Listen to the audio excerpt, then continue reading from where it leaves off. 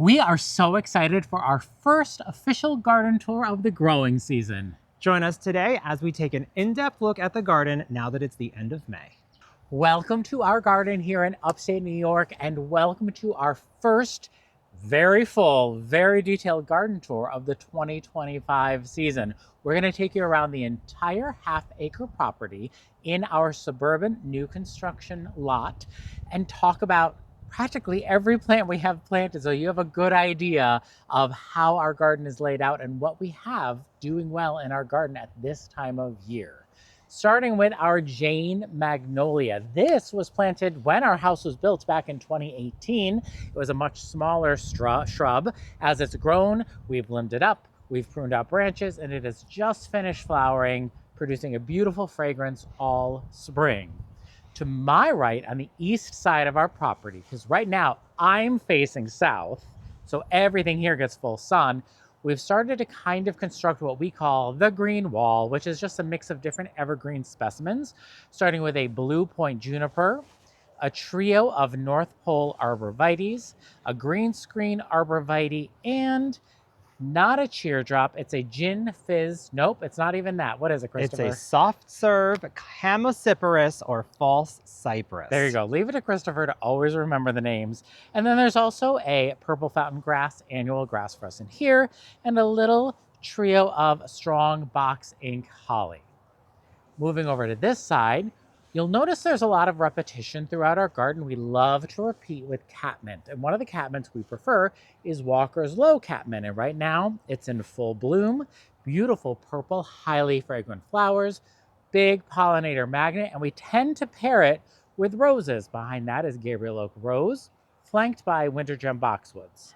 In our garden, we have almost 200 hydrangeas, and the first variety we're encountering today, Firelight Tidbit hydrangeas, a nice quartet here, underplanted with some traditional English lavender, peony about to explode. Do you happen to remember this variety, Christopher? I'm not 100%, but I think it might be Coral Charm, which would make me so happy because I've always wanted one. That would be exciting. That's a beautiful color. Behind that is our Weeping Norway Spruce, a delightful, skinny, tall evergreen that kind of softens the corner of the house. More hydrangeas, Let's Dance Can Do, a nice hybrid variety between a big leaf and a mountain, so improved cold hardiness and lots of flowers because it blooms on old and new wood. Limelight Prime, look at that nice upright structure of the Limelight Prime, but what's really eye-catching on the west side here is the Shiloh Splash River Birch, which for us is a very small tree or a very large shrub. It's got beautiful bark underneath there, which provides great winter interest. Delightful variegated foliage, really eye-catching, responds very well to pruning. We don't have trouble with birch borer or anything on it like that. It is a healthy, low maintenance, easy care small tree for us here, and I love the way it brightens up this side of the house. It's underplanted with the Deutzia. This is Chardonnay Pearls? Yuki Snowflake. Yuki Snowflake. One day I'm going to learn that one. Yuki Snowflake. There is a drift of Fallen Love Sweetly anemone here, just starting to put out their growth for this season, and a Sun King Aurelia that we had divided and transplanted back there last fall, bringing that pop of chartreuse to a shady area. We also have a lot of junipers in our garden. One of the junipers that does particularly well for us is a Hetzi columnar juniper. This is kind of a variation of that. It's a Hollywood juniper. In front of that is Rolled Doll, one of many roses, underplanted with coral bells that are probably on the tip of Christopher's tongue. Those are dressed up evening gown. Dressed up evening gown. You know what's funny is by the third and fourth tour of the season, it's all going to be here, and I'll know it off the top of my head. But last fall, we had spent some time reworking this section, so some of it's still new to me. This right here is a drift of Invincible Lace Hydrangea, an arborescens variety that blooms on new wood, but has a lace cap. It's very pretty. Purple florets, white florets with purple flowers. This is a columnar white Rose of Sharon. This is White Pillar Rose of Sharon. White Pillar Rose of Sharon. I'm getting very close He's each getting time. there. Just wait until June garden tour. I'll know it all. To my right here, though, putting out its candles, Vanderwolf pine. This again was planted in 2018, probably as a 5-gallon, would you say, Yeah, it was Christopher? so tiny. It's done very well. I love pines this time of year because it just looks like they're kind of flipping you off a They little bit. It's really kind of funny. do. It makes me chuckle to myself. More catmint. This beautiful specimen right here is a wabi-sabi Japanese maple from Isley. It's a Korean maple, Japanese maple hybrid, so it has extra cold hardiness. Check out that cool leaf structure. It's very dissected, very ferny, and this has a great weeping habit. We've lifted it a little bit just so it wasn't trailing on the ground too badly, but so beautiful. We underplanted it with 3 Stay Classy purple leaf sand cherry shrubs from Proven Winners. You'll notice one of them is larger than the other 2. These 2 were eaten to the ground by rabbits, so they must be pretty tasty to rabbits. But they're making a comeback, so I think they're going to be okay. We have the cloche on them right now to protect them. Growing on this square obelisk is Claire Austin, a small David Austin Roses climber. Behind that, bloomerang pink. That's a dwarf lilac that reblooms. We transplanted it last fall and it did not skip a beat. I'm very impressed. And don't forget Miss America. Oh, and Miss America down there. That's a hosta variety. One of my favorites, tucked in there happily. I really like this combination of the dark leaf on the red obelisk beach. Nope, this is the Dowick purple. Dowick purple. Dowick purple, Columnar Beach, with the pink flower here, underplanted with a mugo pine, which looks okay. I mean, it's alive and it's doing something, but I don't know what's going on with it. So we'll keep our eye on it and reassess as the season progresses. This cute little mini hedge of Baptisia is here to help kind of soften and mask the egress window. I want to say it's Blueberry Deluxe Decadence Double. It's blue bubbly. Blue bubbly. All right. Ember Waves, Arborvitae. This is a hybrid between an Arborvitae and a Cypress. Cypress, and it has this golden glow all season long, and I just thought we really needed a glowy pop on this side. Some ground cover back there, that's lamium. It's a purple Chablis lamium back there. Underplanting a gorgeous traditional French lilac. It was one of the very first things we planted in our garden back in 2018, back before we even really paid much attention to specific varieties. So I think it was an unnamed one at Home Depot, probably. Yeah, I think it was just called French lilac, and it does smell beautiful. It really does. Blue Feathers Juniper right here. And there's room right here, Christopher, for some perennials. We have a lot waiting to be planted. And we have some stuff from seeds. So there's going to be a little river of something beautiful going right in here front. too, I think we can add some things. Yep. Here's a variety of yarrow, Firefly Fuchsia yarrow. We haven't had great success with yarrow in the past because the rabbits eat it. So this year we planned ahead. We wrapped it in black chicken wire. That's a great tip for you. If you do struggle with things that the rabbits love, maybe some black chicken wire is something you could try because it does disappear once the plant gets bigger. Right? A new variety of allium. This is bobblehead allium. It's a lighter purple, but bigger than serendipity. Alliums do really well for us in our garden, so we're excited to try this variety. I've also noticed that the foliage is a little more twisty. It does have a twisty effect, and in between those is an actual traditional bulb type of allium, so there's actually going to be kind of a double trouble allium moment right there.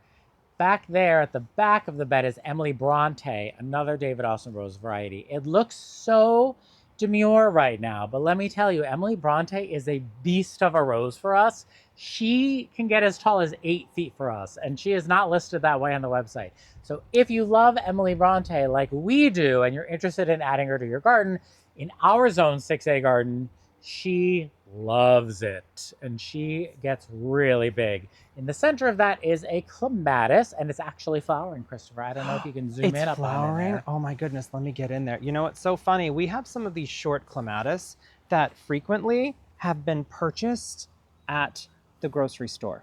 Oh my goodness, it's so beautiful. It's actually better than I remember it because I have to be honest, I didn't remember what it looked like.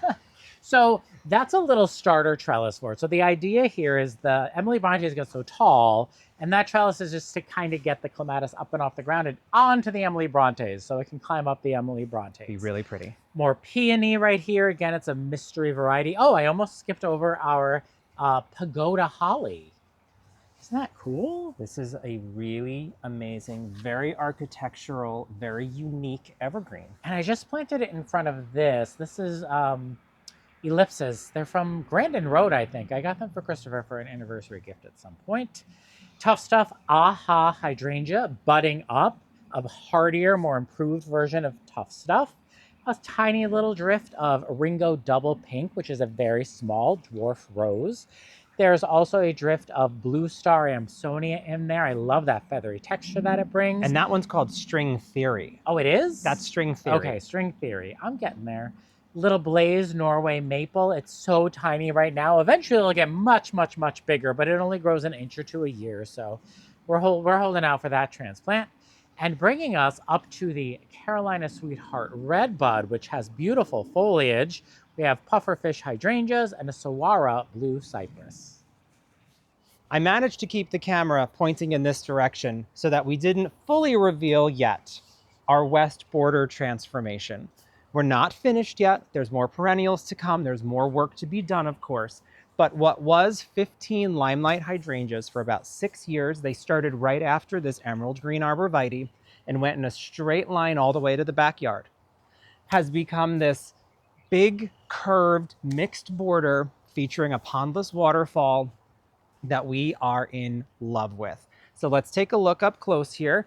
We're starting with a Woolerton Old Hall climbing rose. We have it trained onto these 3 simple trellises. We got at a big box store, zip tie those together, put them on vinyl siding hooks.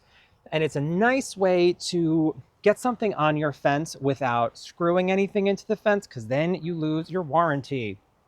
Below that here is a dinger, not Chamaecyparis, not Caryopteris. Don't look at me. Oh my goodness, we both said it wrong in our last video and I had to put a note up on the screen. Well, put that note up again. There's a note on the screen. And then you can see here in this Litchfield urn, this is a Campania urn in the color Alpine Stone. You'll notice we have quite a few pieces of Campania in this color. We have the little Decor Wow orb, and inside is a Rockin' Ground Pride and Joy sedum, which will be just a nice sort of muffin shape of sedum. I think it's going to be really pretty in there.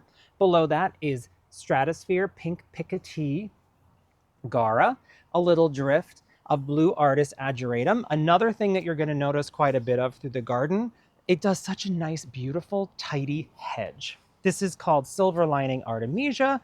It's been in the garden for about, this is its 2nd season, I believe. This will be its 3rd season, I believe. And as you can see, this Artemisia is not spreading like wildfire like some do. It's just creating a very nice little silvery moment. A Sprinter boxwood here, tucked under a little obelisk or a little cage at the moment.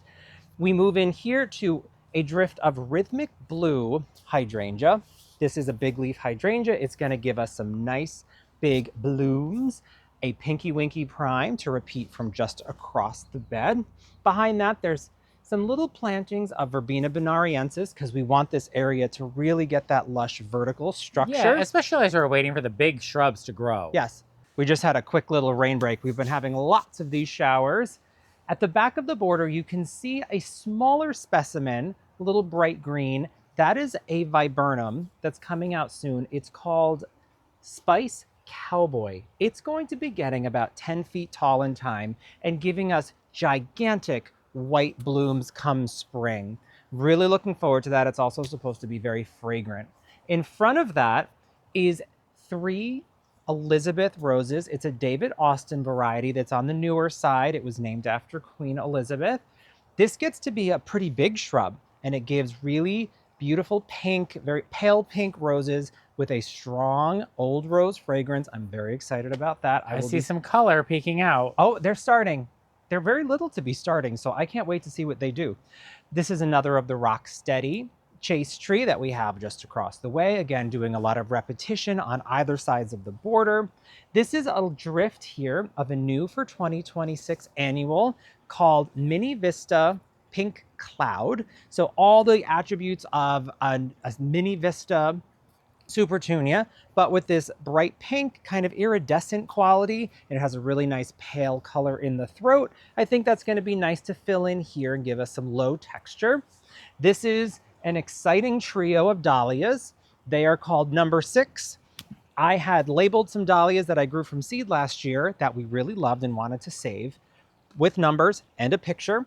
And number 6 survived. I was able to divide it into these 3 plants. And Is this the yellow one? This is the yellow one. Oh, I like that one. Which is going to look so good, right? Because we have the pink rose, the yellow dahlia. That's a North Pole arborvitae. That'll give us some nice structure that mimics the emerald green arborvitae.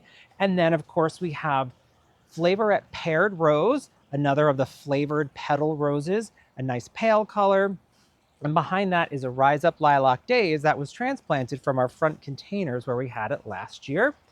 This specimen down here is a De Ruyter spruce that will grow upright and give us a kind of irregular shape, beautiful texture. It's doing some nice work this year. Yeah, it's very small. And, you know, spacing wise for the future, we might have to bump one of these Flavorette pairs over to where the dahlia is. But, you know, that's way in the future. That's way in the future. This will take its time. There's another exciting group here of Powerball hydrangea. It's a panicle that has a rounder bloom. So it has all that nice strength in the stems, blooms on new wood, vibrant white, transitions into a pink in the fall, but it's a rounder bloom. So this will be great, 3 to 6 feet tall and wide. It should touch the top of the fence and remind us of what it was like when there were limelights. Yes, although 3 to 6 feet is a huge range of size. So it is. Very size controllable, those panicle hydrangeas.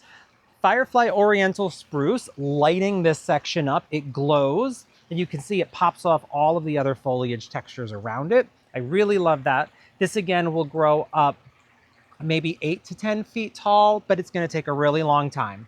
Behind that is some Meteor Shower Verbena, another North Pole. This group here is Tough Stuff Aha. It's a mountain hydrangea that gets really big florets on each one of its little flower clusters. Some are coming in pink, some are coming in blue. It is controllable with pH, but for the beginning of the season, these buds were already formed, so nothing we do now will change what's happening. We can just change it for the future. But I think we're going to let it go and see what they do. Down here, Bright Lights Pink Osteospermum or African Daisy. We have them in this little triangle shape to give a beautiful bright pop. These do so well and they bury their dead. So you don't have to deadhead them if you don't want to. They just put flowers out on top of their old blooms. In through here, there is a big river, almost mimicking the waterfall shape, you might say, of Supertunia Mini Vista Indigo, one of our favorite annuals of all time. And that kind of leads you back up in here. You can see a gemstone. Is that a Hinoki cypress? It is a Hinoki cypress. We've been calling it the sorting hat. It just looks like a little Harry Potter cute, and hat. it gets like a little, it grows less than an inch a year. That is so much fun. At the top here is an ice dragon, which is similar to Wabi Sabi in that it's a cross between the Japanese and the Korean maple, gives it a little more hardiness. We're gonna be kind of contouring the growth as it grows to give a little bit of this, I don't know, what would you like, a little arching. A little arching like effect. It's hugging the pond. Right, I like that. Here we have the Global Oak Leaf Hydrangea, which is a newer introduction, I believe, for next year. It's smaller than the other Gatsby series Oak Leaf Hydrangeas. Next to that is a dog hobble or leucotho called Paisley Pup, which just since we planted it recently has already started changing color. I know, I've got to try and get back there. All right, wish me luck, everyone. I'm going to step onto some of these rocks here and get back to this dog hobble for you so you can see it. There we go. Invincibelle Lace Hydrangea, Coffee Cups, Calocasia, or Elephant Ear. Below that is a baby type papyrus grass that also can live in the water. How fun is that? And then Eric, if you pan a little to the left. Wait, let's do the pickerel while I have my balance going this direction. That is a blue pickerel, which is a native grass that can grow in ponds. I got that from the aquarium store. And then we have 3 Rocapoco purple impatiens, and they are planted right in that wicking area where it's very wet and mucky, but look They at seem that to like it there. color. Yeah. So beautiful. All right, wish me luck. I'm gonna try and get down, I think. You can do it. You can do it. Or just do one big jump. No, I don't have that much leg strength happening. All right, here we go, folks. All right, and we're back on. We're back on solid ground. Arctic jade, Japanese maple. Stunning. Absolutely gorgeous. Underneath, we have 2 Sarcococa, which is called Sweet and Low. It's a evergreen. Lots of new growth on those. Lots of new growth, and it gets flowers really early in the spring. Well, it does like it wet, and it has been very wet this Right, May. and this whole area, again, with the wicking, the moisture, you can tell we've got a plan around here. A Montana moss juniper will spread out a lot, but junipers for us are very successfully pruned, so we'll have that blue, sparkly juniper texture up there, and then we trail down along the rock. You can see a new for next year, Kodiak Jet Black Durvilla. That color and texture is spectacular. It'll get about 3 to 4 feet and fill up this little section we put it in, and it's gonna bump right up into this drift of Let's Dance Ariba reblooming hydrangea. The color is so good. It gets really big mop head balls of color, but this purple and even this bluer one over here, I'm in love with that. This last little plant here is called Ripplebrook. It is a Norway spruce, but it stays low and it does get this kind of undulation. So how nice will this be as it trails along the rock? I think that's great. Oh, I can't forget, Eric, I know, one of my favorite new introductions. Shadow Storm. It is a sweet potato vine that has a variegation to it. Also loves to be in the muck.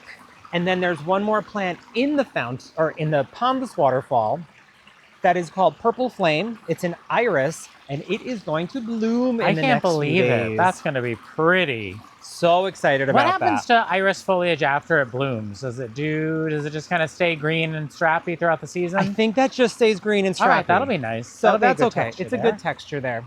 And then just to wrap off the new section of the garden, there's repeating plants in here.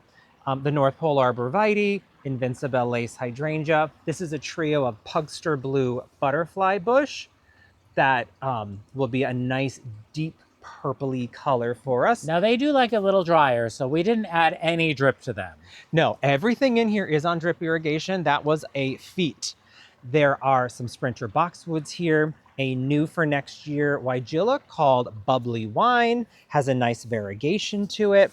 And that is right behind or in front of the Arnsdorf Nordmann Fir, which has the cutest little kind of arching new growth. Each one has a little arch on it. And it stays very narrow, but gets tall. Whoop, it's gonna go, I wanna say this was like a 20-footer. So that'll be exciting. There's another Pinky Winky Prime back there that will fill the space up so beautifully. Some Impala castor beans that I grew from seed on those unattractive but soon to be covered stakes. And a big, huge drift here of, oh my gosh, Rockin' Playin' the Blues Salvia, a big favorite of ours as well. There's a triangle of Atlas roses that is recovering from its transplant. Another of the soft serve Chamaecyparis. And then the Sergeant Pepper Dogwood wraps around that back corner with its nice variegation. These are Glow Pop Holly. That'll give a nice neon color throughout the season. Those are planted in front of the avalanche birch, which is very tiny right now, but it'll grow up. It's already put on about 6 inches. I know. Very quickly. And then lastly on this little section here is the Reminiscent Crema Rose. Stays on the small side. There's actually 10 of them here. They get about 2.5 feet tall, big creamy flowers on them. And then we have another of the Litchfield Ern with a Tater Tot Arborvitae in it. Back on this side of the garden, we're going to head a little bit this direction, then back ourselves out and head back this way. How about that, Christopher? Yes, I'm just giving a little perspective to our location. Yes, so this is the new west border over here. This is the west side of the house here. Underneath the Carolina Sweetheart Redbud, we have a green velvet boxwood. We also have Walker's Low Catmint that we Chelsea chopped. So we just cut it back. It got a little floppy because it's been so wet this spring. And we love Walker's Low, but one of the downfalls of it is a big flopper if it gets too wet.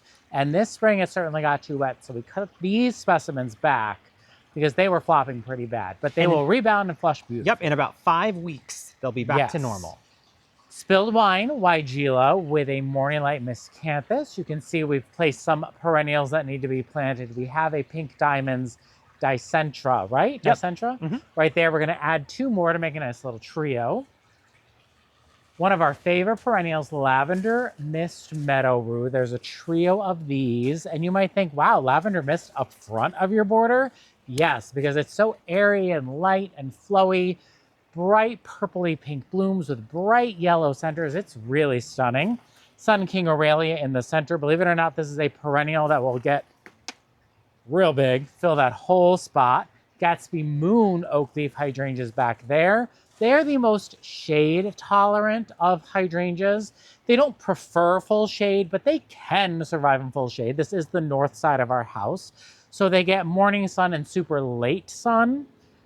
Look at this blood good Japanese maple. I chose not to prune it this year, and I kind of think I should have, but we'll do it this fall. Yeah, in the fall, we'll probably give this a little nip. It's gotten a bit or very wild. late winter. You don't want to prune it in the spring, because in spring, maple sap is running, and you don't want to do that. But it's underplanted with Brunnera and some hardy geraniums. There's an Empress Wu hosta back there. There's also hellebores tucked in there.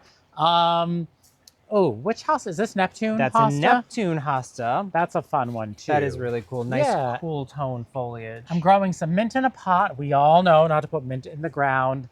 Lots of stuff happening on the terrace, so we'll skip that for today.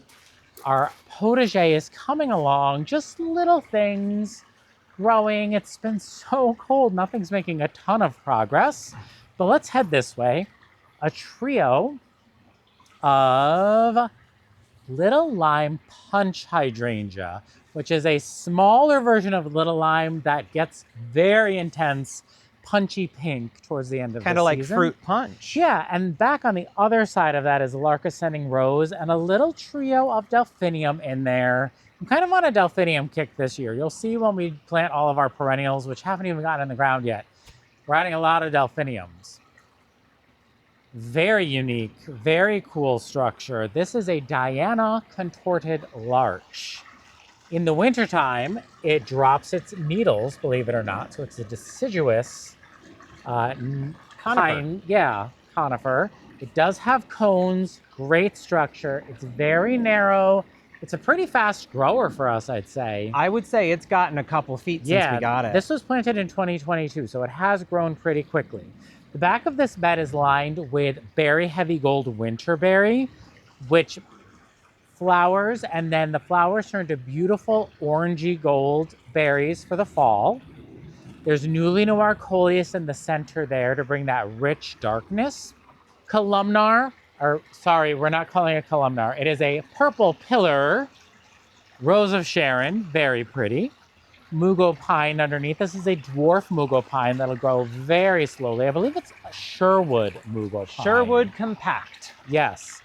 This is Illuminati Tower mock orange. It's doing very well. We've protected it from the rabbits. Except for that little rabbit right there, who's so cute. That little fake rabbit. We added this bench in here so that we could sit and enjoy the pondless waterfall. I thought that was fun. Jim Dandy, or Mr. Poppins, is right here to pollinate the winter berries. Behind our bench is a clematis called Pink Mink, and that is paired with Gertrude Jekyll, which is a climbing rose, well, small climber from David Austin Roses. There's also a purple fountain grass back there, and some bee balm, and a sting arborvitae, which is extremely narrow. It matures at 1 foot wide, 10 to 15 feet tall. Underneath our bench, I planted some creeping thyme, just for fun, to see how it would do. Highly fragrant, fill in between the blocks. We'll see how it does. A trio of Astacia Vi roses. These are really pretty, intense pink. highly fragrant. I think in the height of the season, this is just going to be delightful. It's going to have nice mock orange fragrance. It's going to have fragrance from Gertrude Jekyll, fragrance from Astacia Vi. It's got a little tater tot arborvitae, fragrance from the thyme. I think it's going to be a really nice. It's gonna be real smelly. Yeah, highly fragrant. Yeah. The center here showing off right now, blooming soon, is the Sugar Shack button bush. We have an ornamental grass. Christopher grew these asters from seed, so that's underplanting this prairie fire crabapple. That aster is called Hot Pants. Hot Pants. And this has a drift or a swoop of sprinter boxwoods around it. There's also back there an earth angel rose and a tree peony, an Ito peony, I believe. Do you remember the name? Is it Cora Louise? It's Cora Louise or Julia Rose, but it is one of the few things that we have that's truly flowering right now, and it's a really nice, vivid color. Yeah, we are behind. It has been a cool, wet spring, but the great news is we haven't had to run drip, and we haven't had to run our lawn sprinklers, so that's a bonus. That's nice. We're repeating the sedum in the Litchfield urn, repeating the Walker's Low catmint, but new, a proven winners annual. This is Maestro Coral. It is coral, not raspberry. It's Maestro Coral. Yeah, I like it. I think it's a pretty color. I think the foliage is really interesting. I believe it gets about 18 inches tall. Nice. I bet the hummingbirds are going to love that. They better. That seems like right up their alley. In the center here, we filled in with annuals. There's a big drift of rock and play in the blues here. There's a big drift of rock and blue suede shoes here. And there's a big drift of giant yellow scabiosa in the center that Christopher grew from seed. I saw that flower on my Instagram feed, and I immediately sent it to him, and I was like, we need this. We did. I found the seeds on Uprising Seeds, and it seems like the kind of plant that is easier to grow than it makes sense that, or it doesn't make sense that people don't grow it more often. I'm interested to see how it does. It might not bloom its first year, but after it gets established, it should do very well. In the center of this bed is a Tickle Creek birch. It is looking very cute, very sweet little tree. Doesn't get very big at all. I think it gets maybe 6 feet tall. I don't even know why we call it a tree. I think we should call Tickle Creek shrub. A shrub. In front of that, though, is Nye Bevan, a new addition just last weekend. This is a rose from David Austin that blooms a creamy, buttery yellow. Lots of petals on this too. Very fragrant, really delightful, healthy shrub.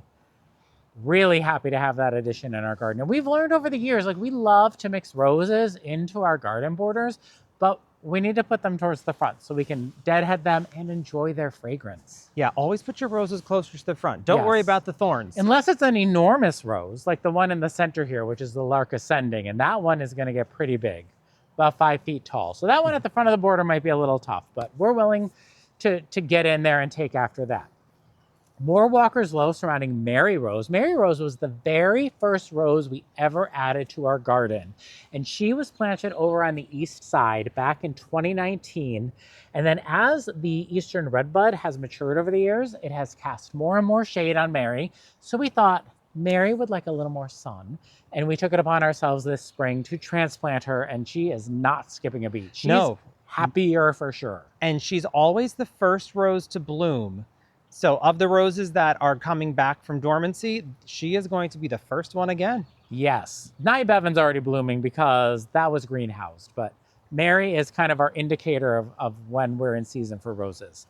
Check out this cool strappy foliage and these beautiful flowers. This is a Webmaster Tradescantia, a newer introduction from Proven Winners. It is a perennial. Really pretty, and this blooms all season. We planted it last year and it kept going and going and flowering and flowering. It's a lovely one. Japanese white pine, one of my favorite little specimen evergreens on the property. 3 tiny quickfire hydrangeas.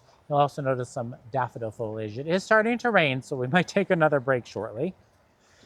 3 tiny quickfires, our little bug bath from Campania International, very sweet.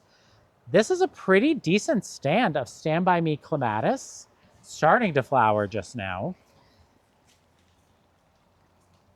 That is a Jardin bird cage. I love this. This is on our gardener's supply shop if you're interested in that. There's a Veronica, not a Veronica. Veronicastrum. It is. is so cool. It's a Culver's root, very neat. A drift of flavorette honey apricot roses. In the center there is a hedge of Invincible lace, and then there's more things that need to be planted that we can't wait to take you on the journey.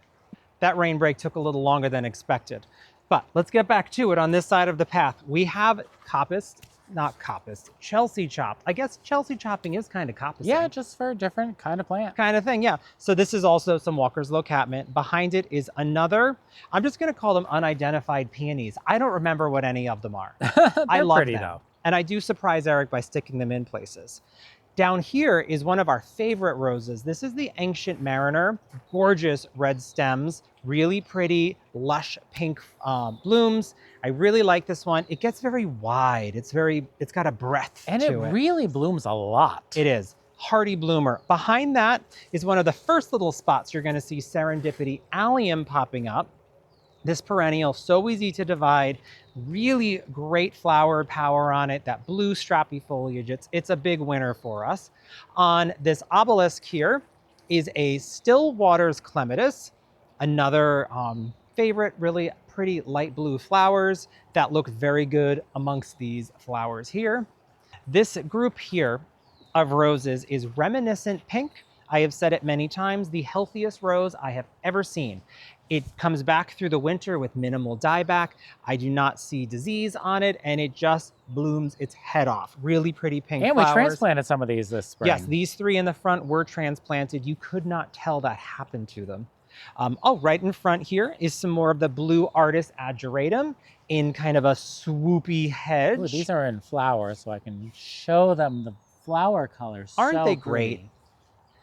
And we discovered that they like to be exactly 12 inches apart. So we use a drip line that has 12-inch spacing. So we know exactly where to plant them because they're right on the drip. In the center, what eventually is going to be one of the showpieces of the entire backyard is a trio of Quickfire Fab panicle hydrangeas. They're going to get pretty big this year, Eric. I hope so. I think they're going to That's look why really we cool. moved those roses. Yeah, they get quite large. The roses were in front of them. Now they're way in front of them. In between, you see some dark foliage. That's Midnight Masquerade Penstemon coming into bloom soon. That'll be a nice bright pink flower, but also the dark foliage just adds a nice weight to that center section. Steady Eddie Viburnum. It does bloom continuously the entire season. I really like this one. And it's got the cool kind of ribbed foliage too, which is really nice. We did plant them a little too close together, but they are a mess. No such thing. Not us. We couldn't planting wait. it too close We together. couldn't wait. They're going to be a giant, massive, gorgeous. Is They what they're really gonna are. Be. This is a tupelo, a black gum tree called Green Gable. Eventually, this will be a big, big tree, but it takes a long time to get there. And in the meantime, we will enjoy its very pretty green. This is another of the Bright Lights. This is Bright Lights White Osteospermum. So this will be a nice, bright pop. I like putting white in the garden. I think it's so valuable. Sutton's Apricot, self-seeding foxgloves. They've kind of moved themselves around from the original croute that I planted from seed a couple years ago. Some lamb's ear down here. Sensation Honeysuckle on the Jardin Tower. Really great garden structure, especially for something like a honeysuckle. We do have to do a little trimming on it. It has a little winter dieback. Yeah, especially on the west side of it, which is the direction the wind comes from. The wind comes right from that. Yeah.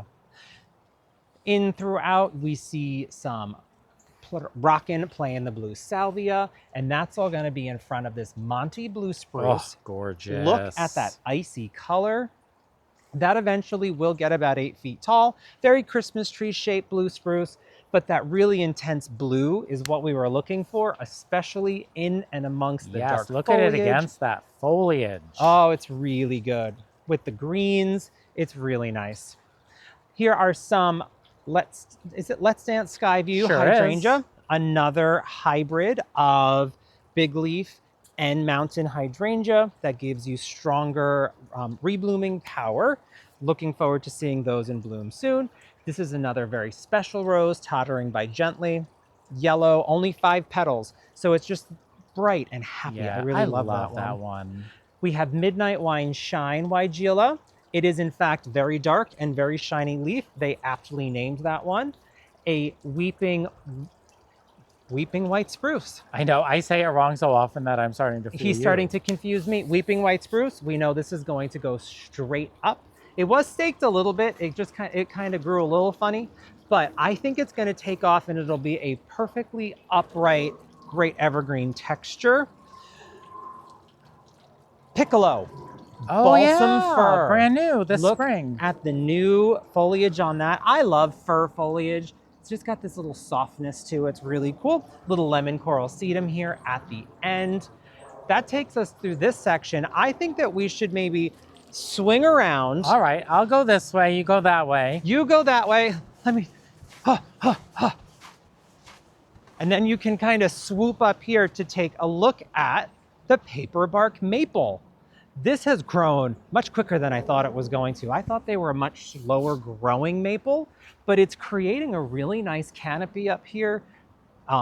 In our square beds, we do have a plan for these. There's it's going to be the only 2 square garden beds It's gonna smell delicious, I can tell you that much. Very good. And I think everybody might be able to guess why we have so many of a certain perennial on that side. This corner here is really cool. We've kind of tucked this away behind the dry creek bed.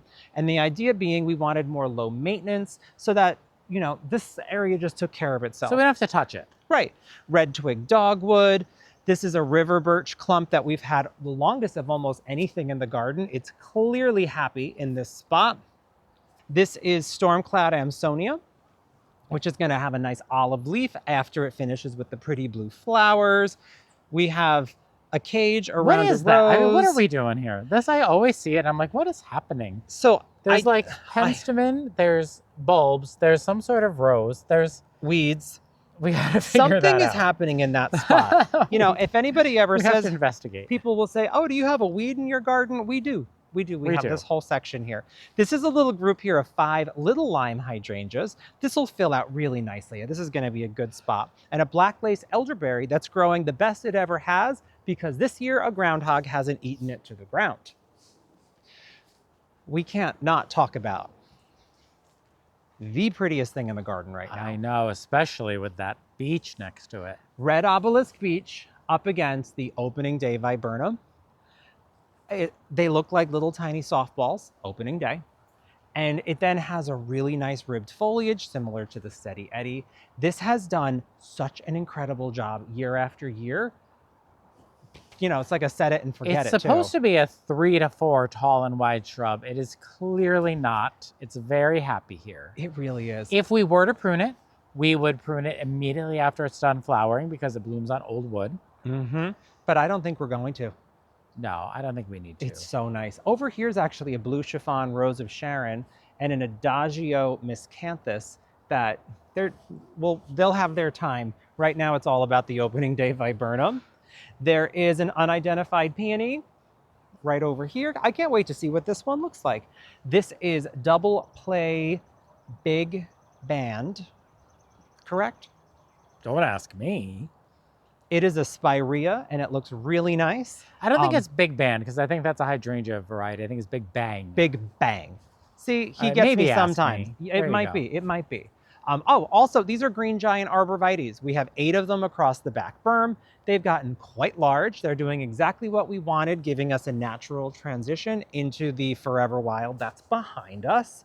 Another morning light miscanthus is tucked in here, gives a nice bright pop up against all of this green foliage. Some more serendipity allium. This is another limelight prime, which we're repeating this from the one that we have up on the side of the house. A sea green juniper, another river birch here, double take orange quince, which did beautiful. Is there a fresh flower in there? It's such a pretty There's bloom. some kind of fresh, there's a little bit of freshness down there. Just, I don't know if I'd call that fresh. That's fresh. Up behind me on the berm is a classic bridal wreath spirea in all of its glory right now. That is really pretty. I love With it. a Norway spruce. This is our bald cypress here. They are really fast growers in our area, and they get so enormous that there is actually an Adirondack Extreme theme park that has all of its obstacles built into the trees. So You you're can zip climbing the trees line. to use them. Yes, so they do get very, very large. This is kind of our wilderness corner. There's tons of pollinating things, lots of bee balm, lots of milkweed. There's Queen of the Prairie, Venusta back there. There's Camassia. There's winter holly. There's dwarf king's birch. What am I missing, Christopher? Well, we have the white phlox that's soon to Yeah, come. we have lots of phlox here. We've got lamb's ear. There's baptisia coming into flower very, very soon. There's a beautiful trio of Jackmantii birches. That bark is stunning. And that tree is growing exceptionally fast. It really is. There's a lemony lace elderberry underplanting it to the right. And then I'm gonna just kind of scoot this way and go back again this way just so you're prepared. This is pink potion salvia, right? Yes, it is. Oh, I got it right. I'm so happy. Look how Pink pretty. potion salvia. This is as good as it's gonna look. This is like the first flush looking prime. It's funny because it's one of the very few things that's managed to still flower this very cold, wet spring. Behind that is some agastache. That's gonna really fill in. There's another castor bean staked and ready to go. A little sting arborvitae. Again, it's gonna get 1 foot wide and about 10 to 15 feet tall. It'll Just be that nice. little baby. Yeah, vertical evergreen accent. Climbing on this obelisk here is Crown Princess Margareta, which is a David Austin climbing rose, a drift of Serendipity allium in front of Litchfield Angel, another rose from David Austin. And like we mentioned before, our drift of Backlight Luminary White Phlox. This super cute little evergreen is Icebreaker Korean Fir. That's its color all year round. You can see it's putting out new growth. Oh my gosh, the new growth is so cute. It grows very slowly. And planted in front of that, one of my favorite color combos, Cherry Truffles Heuchera with the Icebreaker Korean Fir, backed by the Phlox, the intense green. I'm loving this combo. It's really nice.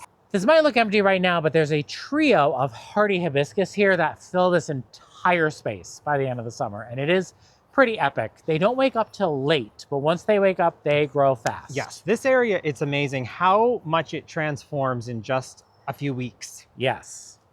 Now this is where it gets really fun. Another one of my favorite spots in the garden. We have this Northwind's Prairie Panicum, right? Northwind Panicum.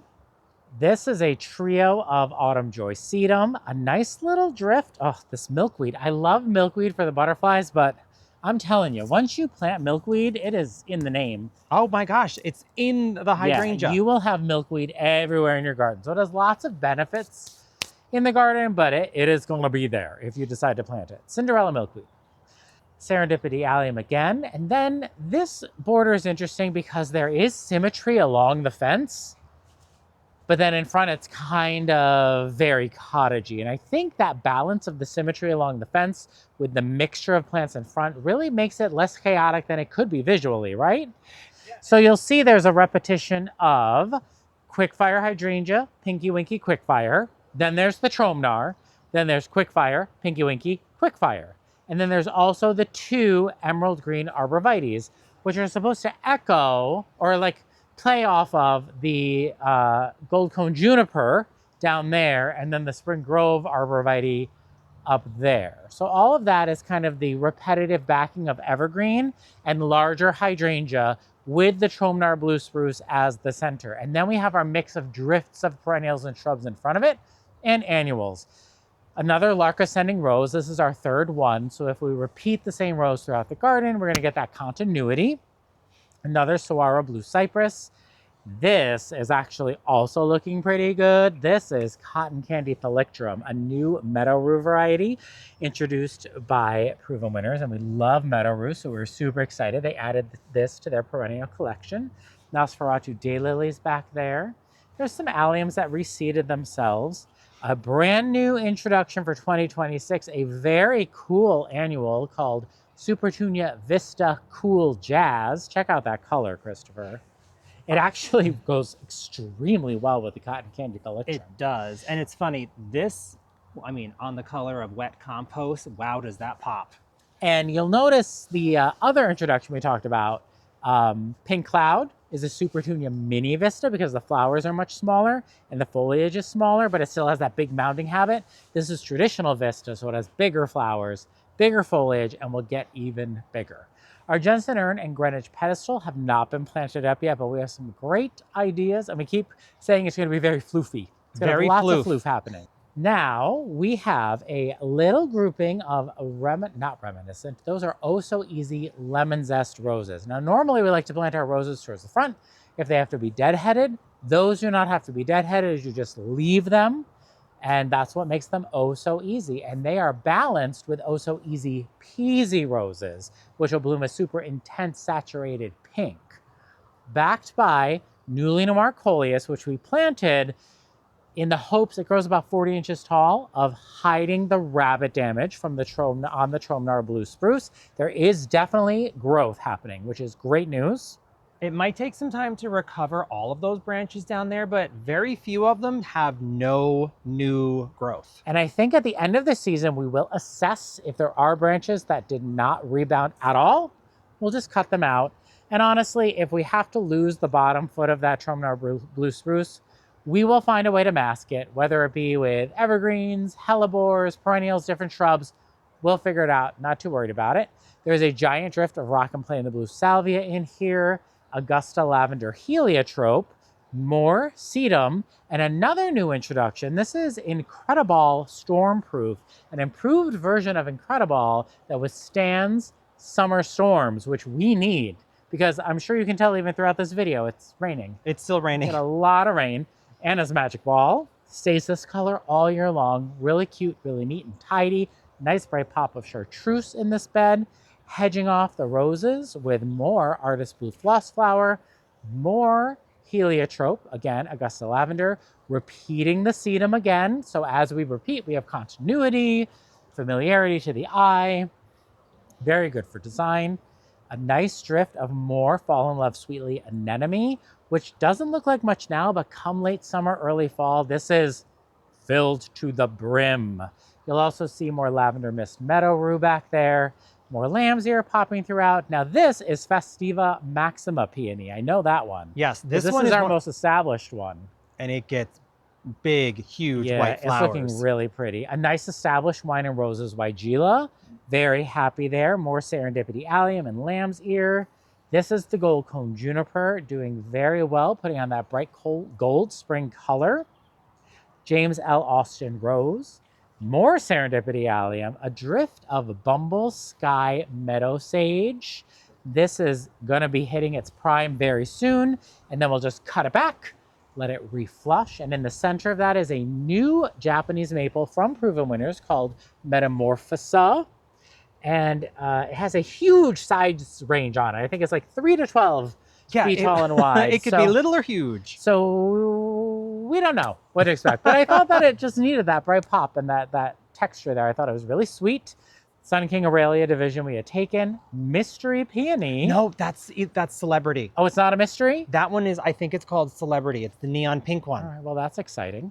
And then, where was I? Oh, Banana Cream Daisies in the center there. This cool little drift right here is a Astilbe from Proven Winners, and it is Dark Side of the Moon. Dark Side of the Moon. A nice little trio of tough stuff hydrangeas, and all of this is underplanting an Eastern red bud. This is native in our area. You can see them along the highways. It's really cool. It's a beautiful tree. I love the whimsical structure. It looks very windswept. It's a nice little tree. Another rain break, which we might actually have to run back in 2 seconds, but it also got so cold I put something else on. We have a hedge of Lady of Shalott roses on the north side of our terrace wall. You might be able to see I have tiny black wire that's bolted to the wall just to keep them a little upright, because they started to fall forward last year just a bit onto this huge sea of catmint, and we wanted them a little more tucked up so that we could smell them from the terrace. That's why we put them there. And we hedged them in with some Sprinter boxwoods, some more of the Midnight Wine Shine Weigelas, and that brings us into this really nice long hedge of Invincible Sublime Hydrangea. These are a lime green hydrangea. They're so beautiful, and they're actually budding up right now. I can't wait to see this. They're underplanting a Weeping Ruby Falls redbud that bloomed for so long. There's actually a few blooms left on the stems now that I look at it, but it keeps that dark reddish foliage all season long, and it's a really nice contrast to the lime green below it with that catmint running through. It's a really great spot in the garden. We have a group here, a Boom Chocolata hardy geranium. They get taller with a dark foliage and little blue flowers. We actually keep having to cut more leaves off this Empress Wu because Empress Wu keeps trying to take everything over. We have to remember to divide it this fall. I know, it's a lot.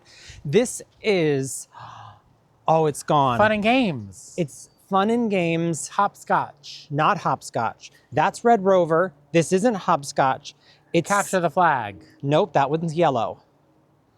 Not hopscotch, not Capture the Flag. It's not Red Rover either. It's something else. It's on the screen right now. Behind that is Dressed Up Ball Gown, which is a nice coral bell that's got a bright chartreusey yellowy foliage, some hostas in through here, a big Gatsby pink hydrangea behind. I'm excited for that to flower because it's right next to a chair on the terrace. Yeah, it's going to be so good to inspect so closely. This really fun fragrance. It's almost finished. I'm so glad it held out for us to share with you. The flowers on the pagoda dogwood. It's my favorite tree in the garden. We limbed it up a lot last year, and it's really just arching out with the beautiful white flowers, and they smell like Fruit Loops. It's the only thing you could describe it as. It's so funny. And that, Eric, will transition us as you start backing up through our Gothic arch, which is lit. We have all the lights on now. I really like how the lights shine through at night through the Betty Corning clematis foliage and the generous Gardner rose foliage. I love this partnership between the two because the Betty Corning flowers nod down, so as they get over your head, they're looking at you, and the generous Gardner rose flowers, they just go in all different directions. They're so beautiful. It's a really pale flower, and this is a really nice fragrance combination as well. It's filled all the way to the top this year. Very happy about that. This is going to be something totally stunning all season long. Should I go this way or this way? Should I do a little each? I think you could go to your left. I'm gonna go to my left. We have Bobo hydrangeas at the bottom. It actually kind of looks like clouds, and then these kind of reach up over the clouds. It's really nice. Another boxwood in here. This pairing is one of my favorite perennial pairings of all time. It's peachberry, ice, heuchera, mixed with Magic Show Ever After Veronica. The combination of that blue and orange are perfect, but it's made even better because then you pair it again with the Mugo Pine. So there's your green, really rich foliage, and then the purple of the Winecraft Black Smoke Bush. And that Winecraft Black we cut back hard again this year, but it will probably get to about 8 feet tall just in one season. It's doing so well already, Eric. It really is. Oh, I guess we could talk about this old thing, right? I know. This is a stunner, and the bracts are coming out. Oh, yes. This is the most asked about thing in our garden. It is a Kinsley's Ghost honeysuckle. It's been in the ground a couple years now from just a quart size. It is the most unique foliage, and it looks almost like eucalyptus on a vine. It's going to have these pretty yellow flowers soon. That'll be followed by a red berry. But all season, it gives you this cool tone, again, like a eucalyptus foliage. It's really beautiful. And the combination with the round foliage of the Winecraft Black is perfection. Yes, and for the first time, I'm seeing how we might want to go in and like maybe prune it off of the Winecraft Blacks. Let me just talk a little bit about this here because there's some good stuff happening on the other side too. Down here is a Midnight Marvel Campanula. It's a tiny little bellflower. We have a couple of them in here. I can't wait to see them flower. They've come back very nicely for us.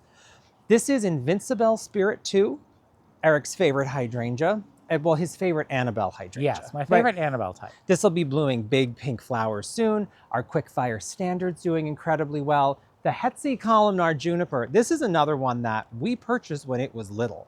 So it's been really fun to watch this thing grow. We have down here some pink Chablis lamium. I love healthy, pretty lamium. It already bloomed once. It'll probably bloom again soon. And I have to say, as it's a little cloudy, the yard enforcer is very threatening because Yes. if it gets a little too much darker and we move, we are going to get sprinklered. That has been a lifesaver from the deer. It really has. Clearly not the rabbits. Not the rabbits. Over here we have an Aphrodite sweet shrub. Beautiful, tremendous plant. And it's a native. It gets, look at these giant leaves on it. They're so cool. It'll have a really nice fragrant red flower on it as well. Oh, there's my Nimbus white thalictrum tucked in there too. I need to move that somewhere better so I can see it more. This is another peony. It's the same one as over there because I remember I put 3 of them in. At least I remember one of my peonies. Our Winecraft Gold smoke bush. Since we haven't pruned it, it actually is going to flower for us this year and gives us the big poofy clouds. We thought about cutting it down, not down, but we thought about bringing it down by half, by a third, coppicing it to the ground, maybe just shaping it, thinning it. We couldn't do it. It's too beautiful, it's too striking, and it's too happy. It's so pretty. We're gonna let that go. Below that, we have some Invincibelle ruby hydrangeas. In front of it, more of the dressed up ball gown, and it is interspersed with pistachio ambrosia, which is a slightly different, similar color leaf, but I think they're gonna flower different colors, so this is gonna be a good spot.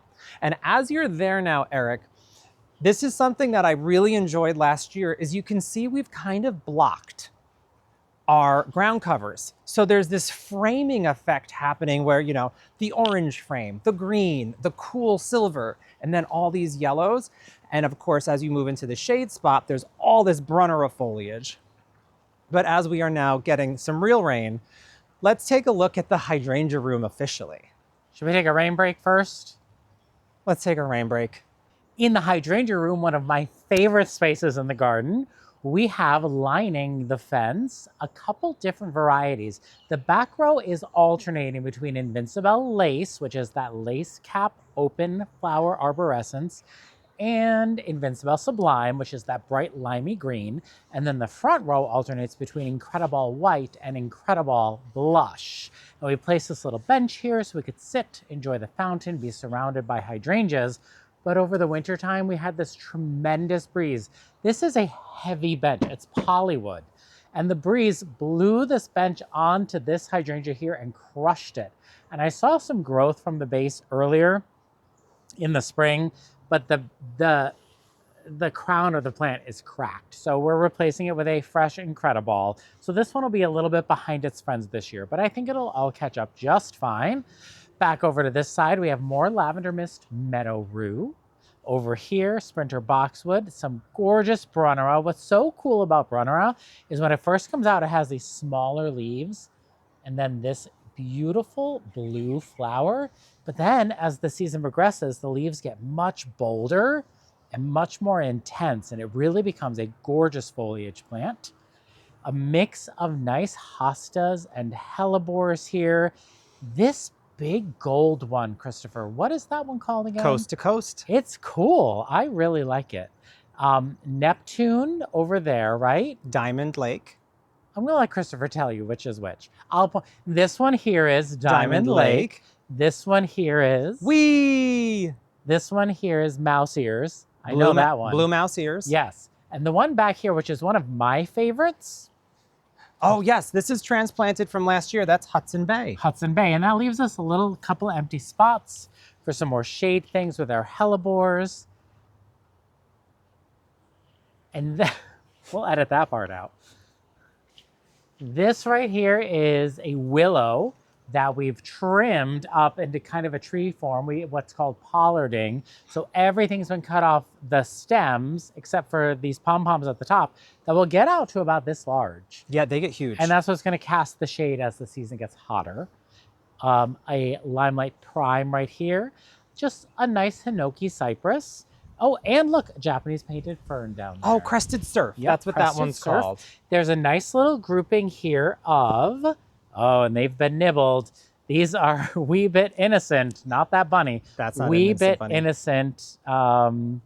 Just Wee Bit Innocent. That's all it's called. That's what it's called.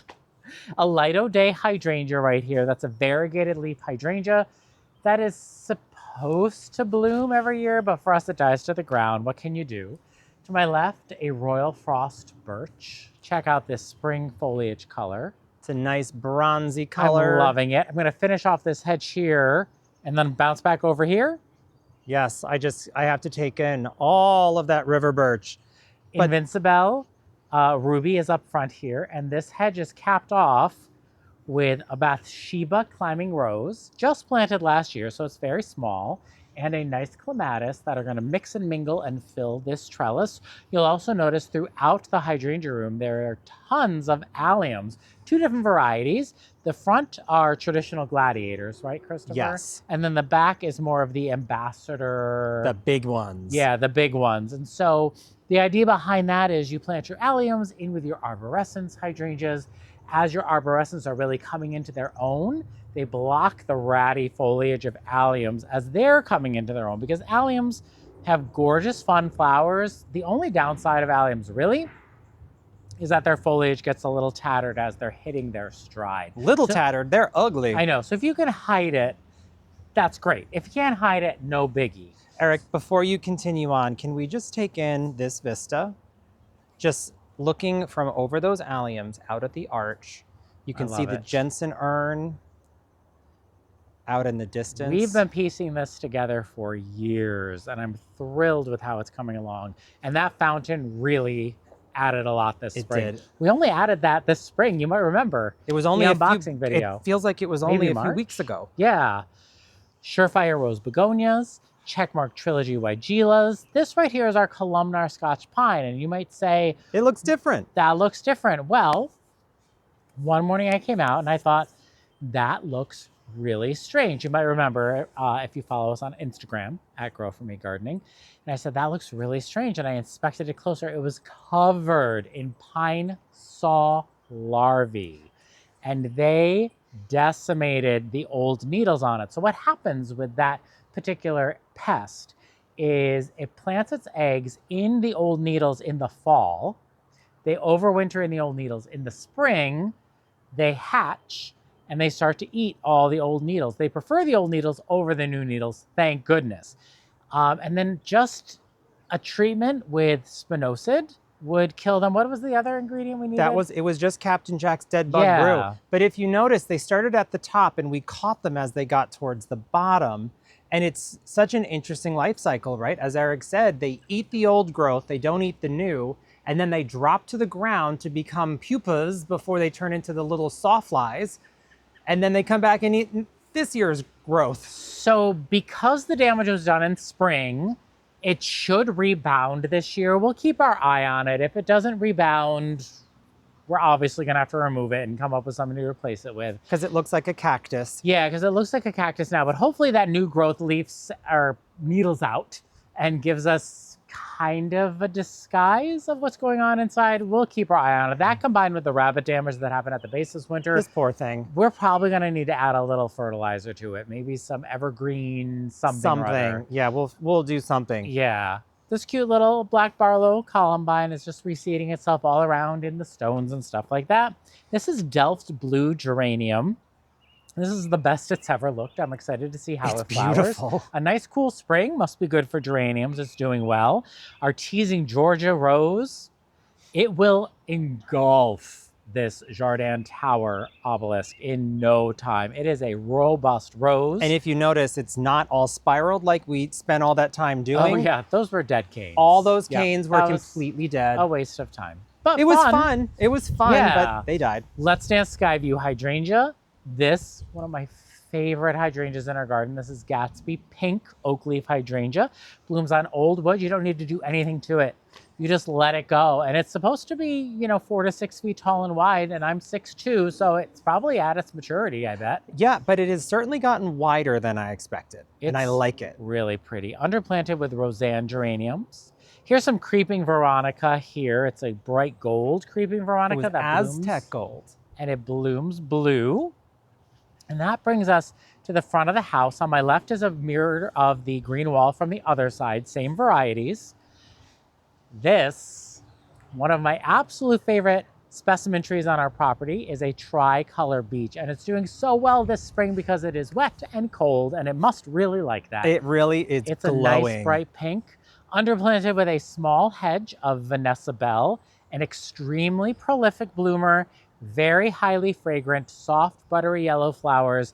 Would highly recommend it. Very healthy, super low maintenance, really great rose It's a for good the rose. landscape. Hedge of Walker's Old Catmint in front. And then let's bump that way, Christopher, and then we'll finish off at the front of the house. So this is kind of a floating island between us and the neighbor. It's the electrical box It's bed. the electrical box bed that keeps getting bigger with a vanilla strawberry hydrangea. Underplanted with surefire rose begonia because they do great in spring. They do great in sun or shade. Blue kazoo spirea, new gen boxwood, Walker's low catmint. A lot of these are echoed in the foundation bed, which we'll get to in a second. This little trellis here has a clematis on it that was found at Trader Joe's. Clematis So, at Trader Joe's and yeah. other grocery stores. That's the ticket. It has a 4-foot climbing height. I can't remember the exact name of it though. Another Hetzi columnar juniper and spilled wine weigela. Cute little hedge of the artist blue floss flower ageratum. Thin man arborvitae, very tall and skinny. This, how cool is this? A red fox katsura tree. This is an Isley tree. The foliage. The new growth is iridescent purple. The shape of the foliage is so cool. It stays very tall, very skinny, so lots of textures happening in this. It's very vase too. Yes. It's a vase tree. More Walker's Low, some ornamental grasses, and a Spring Grove arborvitae. And Christopher, if you back up a little bit more. Oh yes, let's go all the way down. A lot of repetition in the front to keep it simple and to keep it low maintenance. Alliums, wee white hydrangeas, which are in full sun. They get overhead water from the lawn sprinklers, and they do very well for us. Some winter gem boxwoods and Walker's Old Catmint, and a grouping of birch. So that's it for this bed. We have a very simple, very low maintenance. And of course, I think I mentioned the alliums already, Yeah, right? The actually, Mount Everest and the Gladiator. Those are Mount Everest and Purple Sensation, and Purple none of those Sensation. were planted. They're all from self-seeding. So there must have been one there at some point. But it's been years since we saw the white one. Yeah. So from the tricolor beach over, we have winter gem boxwoods under the window. In between that and the front, there is a hedge of Invincible Spirit 2 hydrangeas. That's a younger hedge, so they're not as far along as the ones on the east side. But we planted tons of alliums in there with the same idea that the allium foliage would be hidden by the arborescens hydrangea foliage as they came into bloom. And so far, I think this looks really good. I'm really loving it. I am excited to see the hydrangeas peek out though. I am too. They're kind of getting swallowed by this giant foliage from these giant alliums. Maybe we'll cut a few pieces out just in case. Fingers crossed they're not getting smothered. Firelight Tidbit hydrangeas here. A really great, one of my favorite panicle varieties because it's so neat and tidy and small and gets covered in blooms. The whole bed right here is hedged with the artist blue floss flower ageratum. Again, that repetition throughout the garden helps build continuity. The blue kazoo spireas, this is the best they've ever looked. They are really loving this cool, wet spring. The Hetzi columnar juniper softens the front corner of the house. Little purple fountain grass. It's an annual for us, so we have to plant a new one every year, but this bed desperately needs that dark red foliage. More wee white hydrangeas here. A winter gem boxwood. And then that brings us to the end of the video with our containers. I'll describe this one because that has the most flowers on it. These are our Urbino planters. And inside of them, we have planted Solenia apricot begonia, which can take full sun, Bordeaux supertunias, plum dandy alternatherna. This is Silver River de Delta. And, meteor shower verbena in the center. And then the centerpiece, Carding Mill roses on standard. So beautiful. I cannot wait to watch these fill in. I am really excited to see how all of these fill in. These were just very recently planted.